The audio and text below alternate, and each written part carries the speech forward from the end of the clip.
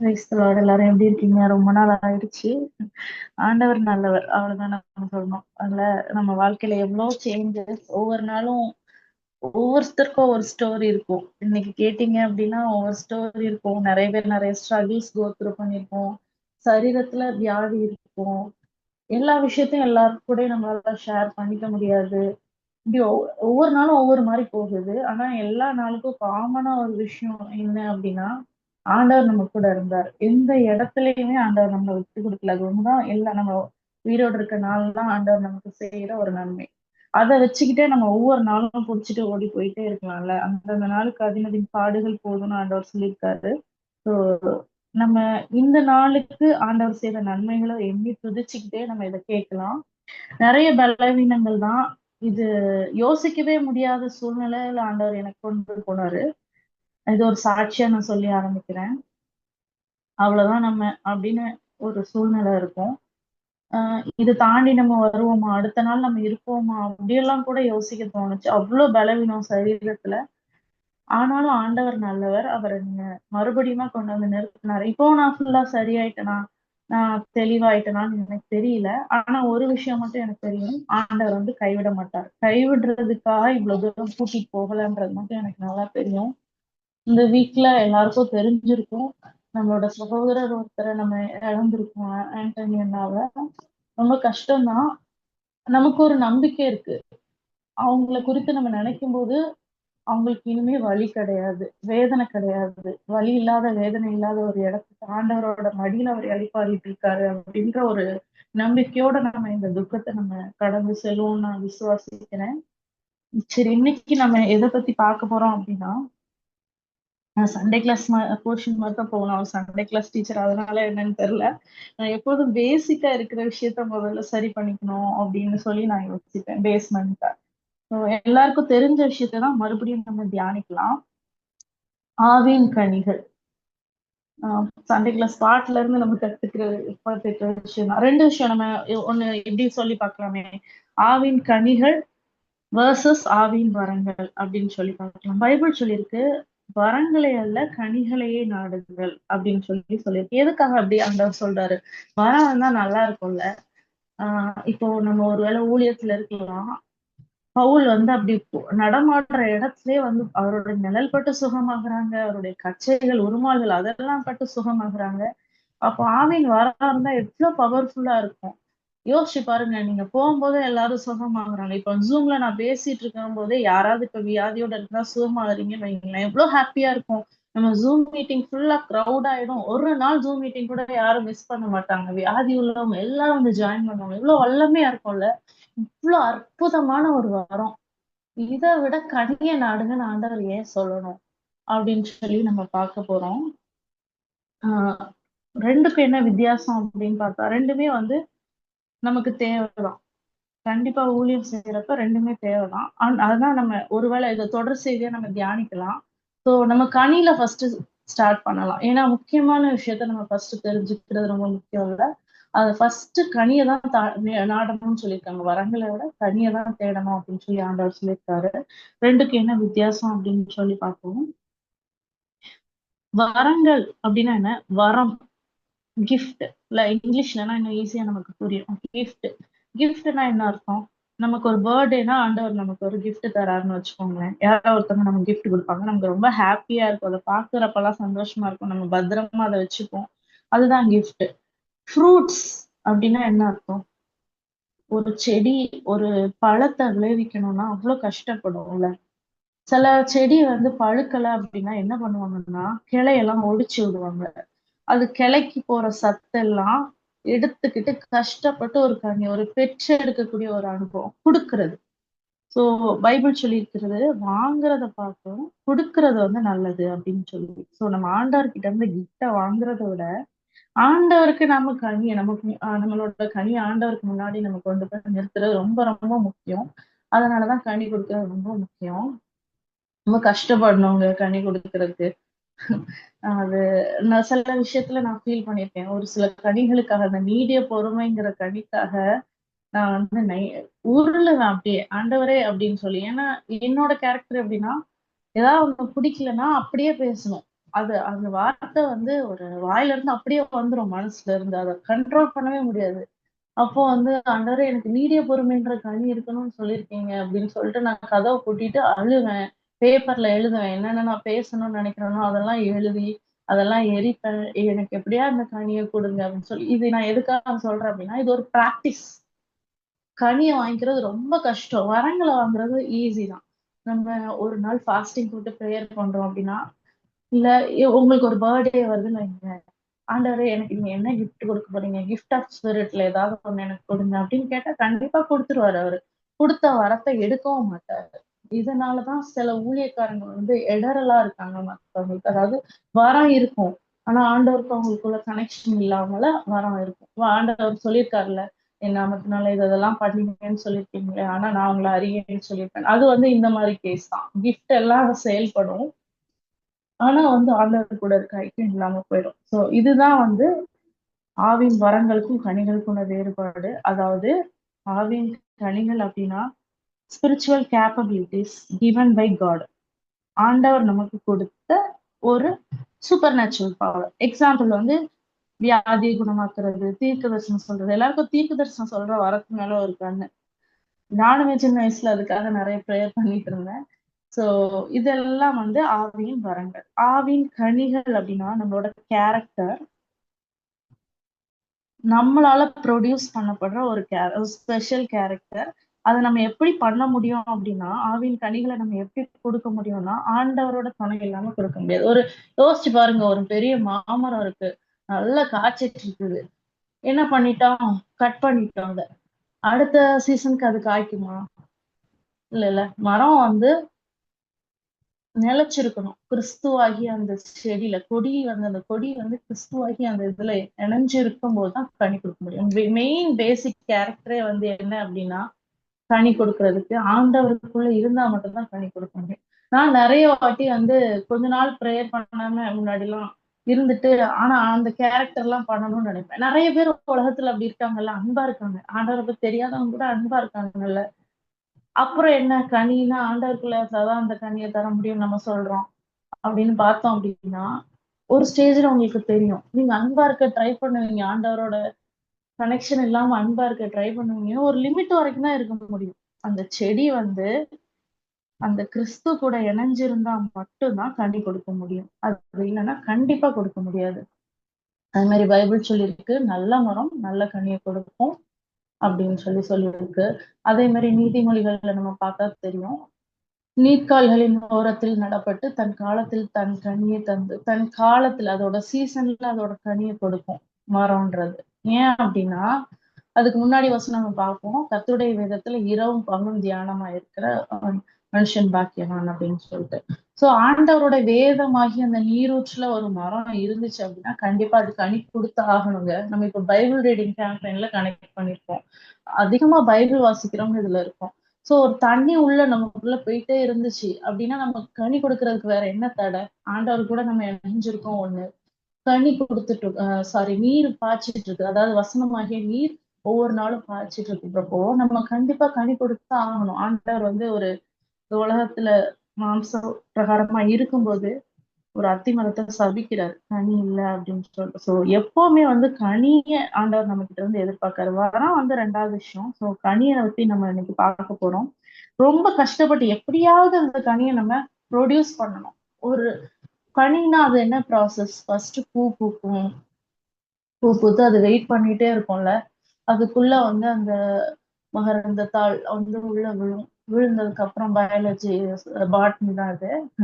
So உள்ள போய் அது கரெக்டா விழுந்து அதுக்கப்புறம் அந்த பூ சுருங்கி இந்த பூ கீழே விழுந்துரும். அந்த கீழே இருக்க அந்த இடம் வந்து அப்படியே பெருசாயி கொய்யா பழம் உங்களுக்கு என்ன தெரியுமோ அந்த பழத்தை நீங்க இமேஜின் பண்ணிக்கலாம். பெருசாயி காயா மாறும். அப்புறம் கொஞ்ச நாள் கழிச்சு அது கனியா மாறி ஒரு மரம் ஃபுல்லா பழம் இருக்குன்னு வைங்களேன். யோசிச்சு பாருங்க. அது எல்லாருக்கும் எப்படி இருக்கும்ல? அத பார்த்த உடனே ஆசையா இருக்கும். இப்படி நம்ம வாழ்க்கை இருந்துச்சு அப்படின்னா, அந்த கனிவுள்ள வாழ்க்கையா இருந்துச்சு அப்படின்னா, எல்லாரும் வந்துருவாங்க ஆட்டோமேட்டிக்கா. ஏன்னா இந்த உலகத்துல இருக்க எல்லாருக்கும் ஒரு ஸ்பிரிச்சுவல் பசி இருக்கு. அந்த பசிக்கான உணவு நம்ம கிட்ட இருக்குன்றப்ப, நம்ம யாரையுமே தேடி போகாட்டியும், நம்மள தேடி மக்கள் வருவாங்க. என்னது இது இவங்க இவ்ளோ அன்பா இருக்காங்களே! இந்த கனிய பார்த்து எல்லாரும் வந்து ஆண்டவர் ஏற்றுக்கொள்வாங்க. எப்படி நீங்க இப்படி இருக்கீங்க அப்படின்னு சொல்லி கேட்பாங்க. அப்போ நம்ம சுவிசேஷத்த சொல்றப்ப நிறைய பேர் ஏற்றுக்கொள்றதுக்கு ஒரு வாய்ப்பா இருக்கும். இது என் வாழ்க்கையில நடந்திருக்குது. நான் வந்து ஹாஸ்டல்ல இருக்கிறப்ப மத்த டைம்லலாம் வந்து ஆண்டவர பத்தி சொல்றதுக்கான வாய்ப்பு எனக்கு கிடைக்காது. சில பேருக்காக நான் ப்ரேயர் பண்ணுவேன். ஆனா என்னால சொல்ல முடியாது. அவங்க சொன்னா அது வந்து அவங்களுக்கு அந்த டைம்ல ஒரு ஏளனத்துக்குரிய விஷயமா தான் ஆகும். அதுக்கப்புறம் நான் சொல்ற எந்த விஷயத்தையும் அவங்க ஏற்றுக்கொள்ள மாட்டாங்க. இவங்க இப்படித்தான் அப்படின்னு சொல்லி ஒரு ப்ரீ டிஃபைன் பண்ணிருவாங்க. நீ கிறிஸ்டியன் தானே, அதனாலதான் இப்படி மதத்த பரப்புறதுலயே குறியா இருக்க அப்படின்னு சொல்லிட்டு. அதனால நான் நெறைய பேர்கிட்ட ஆண்டவர பத்தி சொல்றது கிடையாது. ஆ இஸ் ஆனா, அவங்களுக்காக நான் ப்ரேயர் பண்ணிட்டே இருப்பேன். கொஞ்ச நாள் ஆகும். அப்போ வந்து அவங்க, ஜெனி நீ இத எப்படி நீ இப்படி ஏத்துக்கிட்ட? உனக்கு இவங்க மேல கோவம் வரலையா? நீ இந்த இடத்துல நீ வந்து சண்டை போட்டுருக்கணுமே, ஏன் நீ போடல? அப்படின்னு சொல்லி கேட்பாங்க. ஒரு நாள் அப்படி கேட்பாங்க. அடுத்த நாள் வந்து, "நீ லூசாடி, நீ இத விட்டு குடுத்துருக்க. நீ எவ்வளோ பெரிய விஷயம். உனக்கு வரக்கூடியத நீ விட்டு குடுத்துருக்க." அப்படின்னு சொல்லி கேட்பாங்க. "நிலத்த விட்டு குடுத்துருக்க, நகைய விட்டு குடுத்துருக்க. நீ இதுக்கெல்லாம் சண்டை போடணும். நீ உன்னோட ரோல நீ நிலைநாட்டணும்." அப்படியெல்லாம் சொல்லிக் குடுக்குறப்ப, நான் வந்து, "இல்ல, நான் அவங்க மேல அன்பா இருக்கணும். எனக்கு அதுதான் ஃபர்ஸ்ட்டு."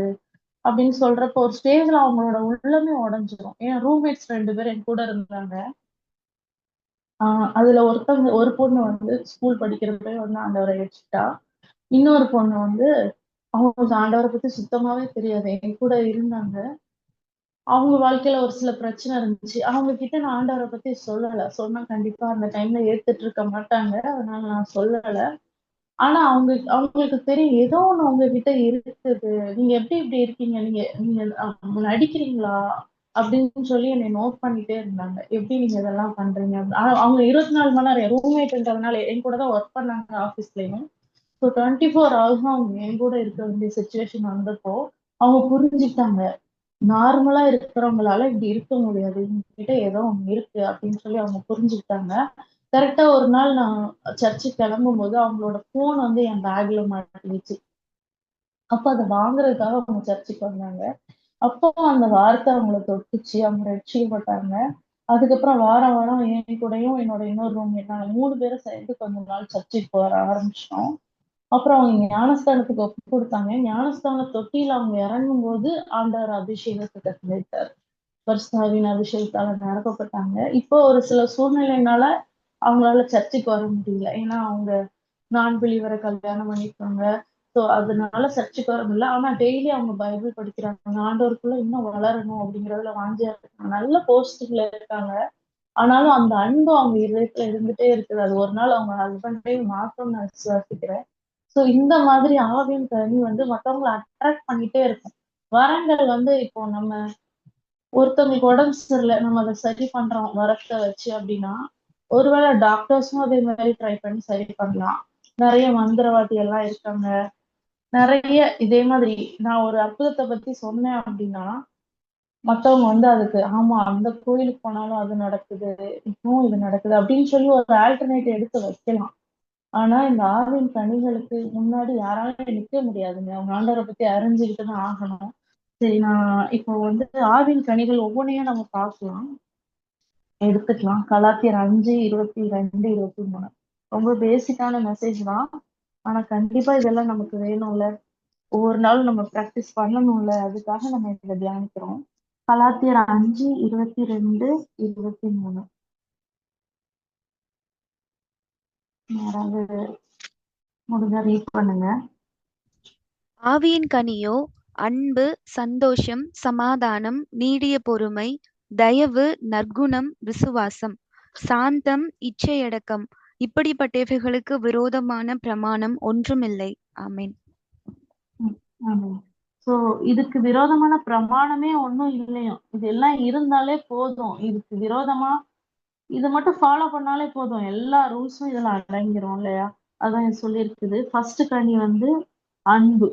நம்ம எப்பவுமே முக்கியமான விஷயத்த ஃபர்ஸ்ட் எடுத்து வைப்போம். ஒரு குழந்தைகிட்ட உனக்கு யாரெல்லாம் பிடிக்கும் அப்படின்னு சொன்னா ஃபர்ஸ்ட் அம்மா அப்படின்னு சொல்லுவாங்க. ஏன்னா அம்மாவை ரொம்ப பிடிக்கும்ல. ஸோ ஃபர்ஸ்ட் கனி வந்து அன்பு. ஆவின் வரங்களை பத்தி எந்த இடத்துல போட்டிருக்கோம் அப்படின்னா 1 கொரிந்தியர் 12ல போட்டிருக்கோம். எல்லாரும் முடிஞ்சா அதை எடுத்துக்கலாம். 1 கொரிந்தியர் 12:4 இருந்து ஆரம்பிக்கும். அதை பத்தி ஆவியின் வரங்களை பத்தி டீடைல்ஸ். அதுல 8ல இருந்து ஆரம்பிக்கும். சோ இதுலதான் வந்து அந்த ஆவியின் வரங்களை குறித்து, அந்த கிஃப்ட் எல்லாத்தையும் குறித்து பவுல் எக்ஸ்பிளைன் பண்ணிட்டு இருக்காரு. ஃபுல்லா அந்த அதிகாரம் 12வது அதிகாரம் பார்த்தோம் அப்படின்னா 31வது வசனம் வரைக்கும் அந்த வரங்களை பத்தி தான் போட்டிருக்காரு. முக்கியமான வரங்களை நாடுங்கள் அப்படின்னு சொல்லிட்டு போட்டிருக்காரு. போட்டோன்னே தான் அவருக்கு தோணுது, ஆண்டவர் எப்படி அவர் வழியா பேசுறாரு பாருங்க. அடுத்த சாப்டர் எடுங்க, 1 கொரிந்தியர் 13. நான் கணிக்கு வந்துட்டாரு பாருங்க. நான் மனுஷர் பேசுற பாஷை பேசினாலும், மனுஷர் பாஷைகளையும் தூதர் பாஷைகளை பேசினாலும் அன்பு எனக்கு இராவிட்டால் சத்தமிடுகிற வெண்கலம் போலவும் ஓசையிடுகிற கைத்தாளம் போலவும் இருப்பேன். ஆவின் கனிகளுக்கு வந்துட்டாரு. வரங்களை பத்தி பேசிட்டு இருந்த மனுஷன் வரத்துல ஒரு வரத்தை சொல்றாருல. என்ன வரம் அப்படின்னா பற்பல பாஷைகளை பேசுகிற வரம் அப்படின்னு சொல்லிட்டு இப்ப இங்க வந்து அந்த வரத்தை பத்தி எடுக்கிறாரு. பற்பல பாஷைகளை பேசுகிற ஒரு வரம் உங்ககிட்ட இருக்கு அப்படின்னா அதை விட முக்கியமான விஷயம் ஒரு கனி இருக்குது. அது என்ன அப்படின்னா அன்பு அப்படின்னு சொல்லி இங்க கிஃப்ட் வர்சஸ் ஃப்ரூட் அப்படின்னு சொல்லி கம்பேரிசனை நம்ம பார்க்கலாம். அதாவது ஆவின் வரங்களுக்கும் கனிகளுக்கும் உண்டான ஒப்பீடு அங்க பார்க்கலாம். பவுலால இதை பத்தி பேசாம இருக்க முடியல. ஒரு ஒரு விஷயத்த பத்தி நம்ம பேசிட்டே இருக்கிறப்ப திடீர்னு அதை விட முக்கியமான விஷயம் ஞாபகம் வந்துரும்ல. அந்த மாதிரி கொரிந்தியர் 13வது அதிகாரத்துல எழுதுறாரு. 2வது வசனமும் பாருங்களேன். ஃபர்ஸ்ட் வசனத்துல வந்து பற்பல பாஷைகளை பேசுற வரத்தை எடுக்கிறாரு. அடுத்தது வந்து தீர்க்க தரிசனம் வரும். இது எல்லாம் இருந்தாலும், எத்தனை வரம் இருந்தாலும் அன்பு எனக்கு இல்லாட்டி எனக்கு ஒண்ணுமே இல்லை அப்படின்னு சொல்லி சொல்றாரு. எனக்கு எல்லாத்தையுமே நான் ஷேர் பண்ணாலும், எனக்கு உண்டான என் சரீரத்தை நான் கொடுத்தாலும் அன்பு எனக்கு இல்லைன்னா ஒரு பிரயோஜனம் இல்லை அப்படின்னு சொல்லி சொல்றாரு. சரி, நம்ம இன்னைக்கு வந்து இது அதாவது கனிக்கும் வரத்துக்கும் உள்ள டிஃபரன்ஸை நம்ம பார்த்திருக்கோம். நம்ம கனிகளை நாடணும் அப்படின்னு சொல்லி பார்த்திருக்கோம். கனின்றது நம்மளை கஷ்டப்படுத்தி வருத்தி நம்ம ஒரு ப்ராக்டிஸ் பண்ணி ஒவ்வொரு விஷயத்துலயும் ஒவ்வொரு நிமிஷத்துலயும் நம்ம அதை ப்ராக்டிஸ் பண்ணி தான் ப்ரொடியூஸ் பண்ண முடியும் அப்படின்னு சொல்லி நம்ம பார்த்திருக்கோம். சோ முக்கியமான அந்த ஃபர்ஸ்ட் கனியை பத்தி நம்ம இன்னைக்கு பார்க்க போறோம். லாஸ்ட் டைம் நான் பேசுறப்ப அன்பை பத்தி தான் பேசுறேன்னு நினைக்கிறேன். எதுக்குன்னு தெரியல, என்னால அதை விட்டு வேற இடத்துக்கு போக முடியல. இப்போ நம்ம அன்புங்கிற கனியை நம்ம ப்ரொடியூஸ் பண்ண போறோம். இன்னும் நமக்கு ஒரு வாரம் டைம் இருக்கு. ஒருவேளை அடுத்த வாரம் நான் கனெக்ட் பண்ணேன் அப்படின்னா அடுத்த கனியை பத்தி நம்ம தியானிக்கலாம். இந்த ஒரு வாரம் நம்ம அன்பை வந்து பிராக்டிஸ் பண்ண போறோம். அன்புன்னா நான் எல்லாத்தையும் அன்பா தானே இருக்கேன். ஏன்னா புதுசா வந்து சொல்றேன், நான் கிறிஸ்டின், நான் எல்லாத்தையும் அன்பா தான் இருக்கேன் அப்படின்னு நீங்க சொன்னீங்க அப்படின்னா இந்த செக்லிஸ்ட் எல்லாம் ஞாபகம் வச்சுக்கோங்க. 1 கொரிந்தியர் 13 4வது அதிகாரத்துல இருந்து இதெல்லாம் உங்ககிட்ட இருக்கான்னு பாத்துக்கோங்க. ஃபர்ஸ்ட், அன்பு நீடிய சாந்தமும் தயவும் உள்ளது. நீடிய சாந்தம் இருக்குதா? எல்லா இடத்துலயும், வீட்டுல, வேலை செய்யற இடத்துல, நம்மளோட மாமியார்கிட்ட, நம்மளோட அம்மா கிட்ட, நம்மளோட எனிமீஸ் கிட்ட, நம்மளோட மேனேஜர் கிட்ட, எல்லாருக்கிட்டையும் அந்த நீடிய சாந்தம் நமக்கு இருக்கா? தயவு. தயவுங்கிறது தகுதி. அதாவது ஒருத்தவங்களுக்கு எக்ஸ்ட்ராவா நம்ம கொடுக்கறது, எக்ஸ்ட்ரா கேரா கொடுக்கறது, அது நமக்கு இருக்கா? இது வந்து அன்போட டெபினிஷன். அன்பு நமக்கு இருக்குன்னு சொன்னா இது எல்லாம் நம்ம கிட்ட இருக்கும்.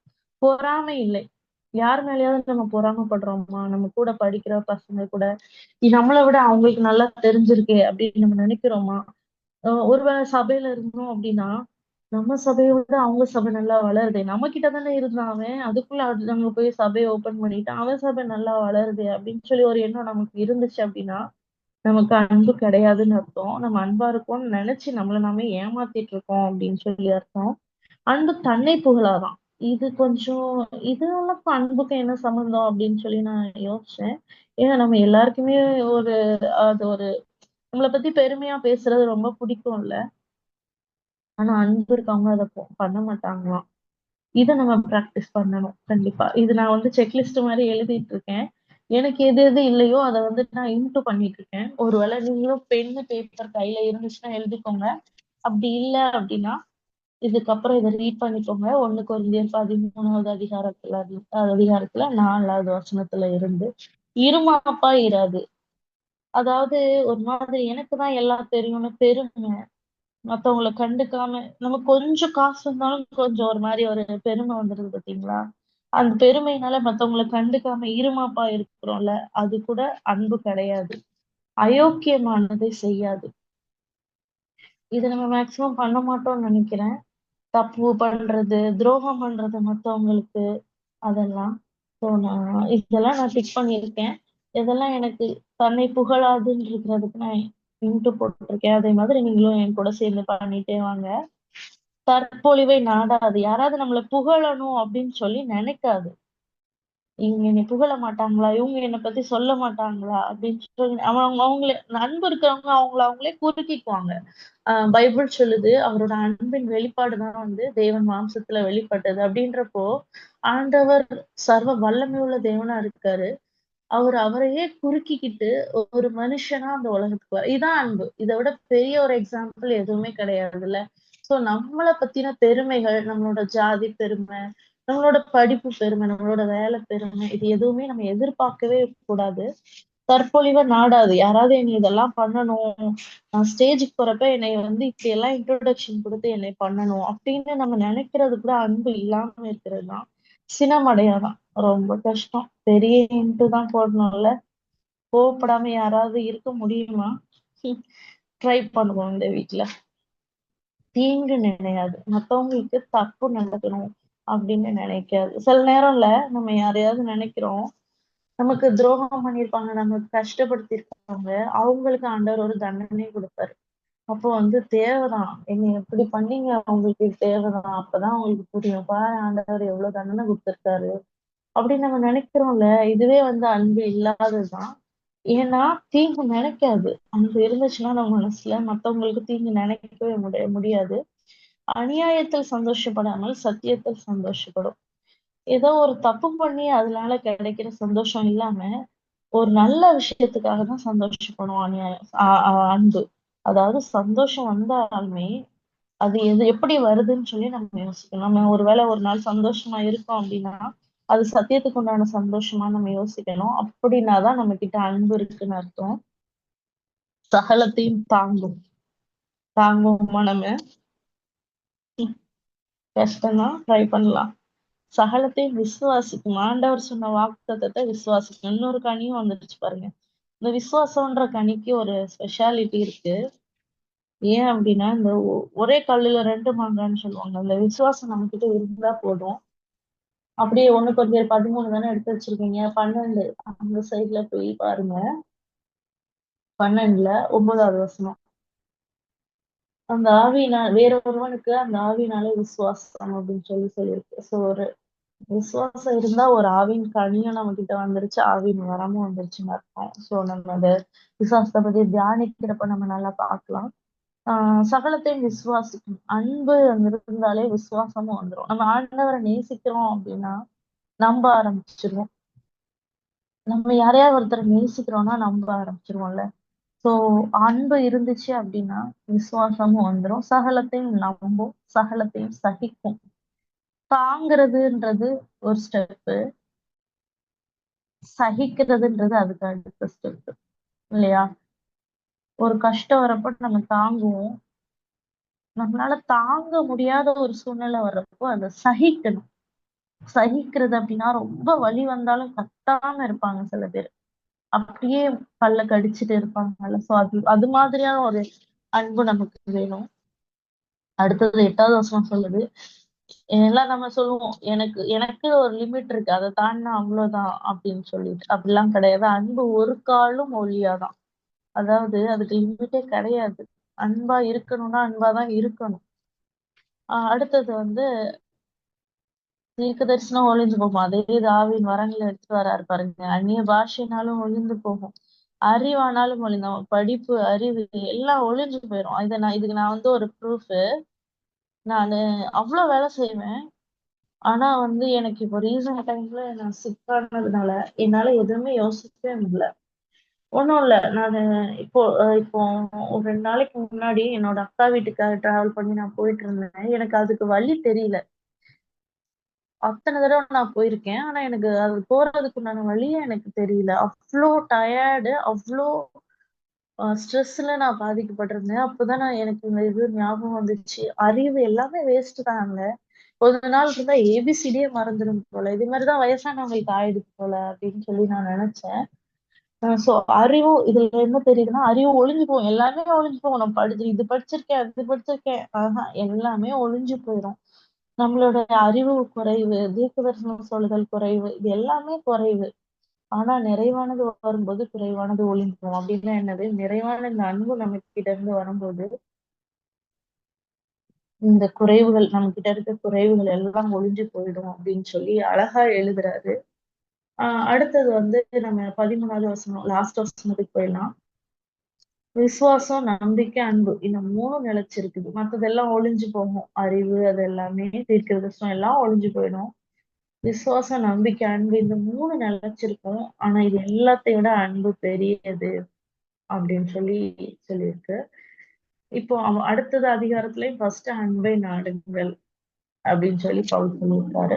சோ நமக்கு இதுல இருந்து என்ன தெரியணும் அப்படின்னா, நம்ம இந்த வாரம் ஃபுல்லா இது எல்லாத்தையும் நம்ம பிராக்டிஸ் பண்ண போறோம். ஒருவேளை உங்க ரூம்ல எழுதி ஒட்டிக்கோங்க. இதுல என்னென்ன இருக்குன்னு. யாராவது ஒருத்தர் உங்களுக்கு ஏதாவது பண்ணும்போது, இதுக்கு அன்பா இருந்தா நம்ம எப்படி ரியாக்ட் பண்ணணும் அப்படின்னு நினைச்சுக்கோங்க. ஒருவேளை ஒருத்தங்களுக்கு நீங்க தப்பு நினைக்கிறீங்க அப்படின்னா, அன்பு தீங்க நினைக்காதல்ல. நம்ம இதெல்லாம் பண்ணக்கூடாதுல்ல. நம்ம அன்பா இருக்கணும். இந்த கனியை ஆண்டவருக்காக நம்ம ப்ரொடியூஸ் பண்ணணும் அப்படின்னு சொல்லி நம்ம கஷ்டப்பட்டு இந்த கனியை ப்ரொடியூஸ் பண்றோம். நம்ம பண்ணுவோம். நம்ம நல்ல மரம். ஏன்னா நம்ம நல்ல இடத்துல அட்டாச் ஆயிருக்கோம். இயேசு கிறிஸ்து கூட நம்ம அட்டாச் ஆயிருக்கிறப்ப நம்ம நல்ல மரம். நல்ல மரமானது நல்ல கனியை கொடுக்கும். மரமானது அதன் கனியினாலே அறியப்படும். சோ நம்ம ஒவ்வொருத்தரும் அன்புன்ற கனியை நம்ம சொல்றதுக்கு ஆயத்தமாவும், ஒவ்வொரு நாளும் பிராக்டிஸ் பண்ணுவோம். அதுக்காக சாக்ரிஃபைஸ் பண்ணுவோம். கண்டிப்பா அதன் மூலமா ஆண்டவர் அநேகரை இழுத்துக் கொள்வாரு. கர்த்தர் தாமே நம்மை ஆசீர்வதிப்பாரு.